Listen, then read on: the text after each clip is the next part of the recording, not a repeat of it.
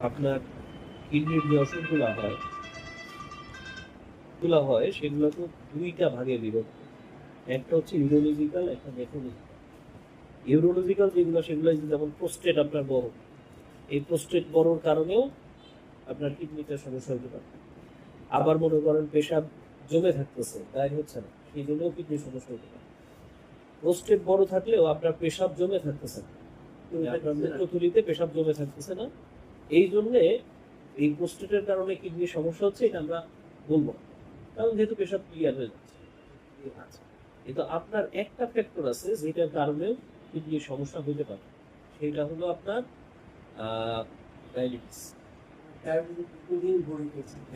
এখন দীর্ঘদিনের ডায়াবেটিস। হ্যাঁ, তো আমরা সাধারণত দেখা যায় যে প্রাথমিক চিকিৎসা দিলে আপনার আহ, মোটামুটি ডায়াবেটিস কিংবা প্রেশার কিংবা এই ধরনের কারণে যদি কিডনির অসুবিধা হয়, তাহলে যে রুটিন চিকিৎসাটা আছে সেটা দিলে ডায়াবেটিস প্রেশার কন্ট্রোলে রাখলেই আপনার এই কিডনির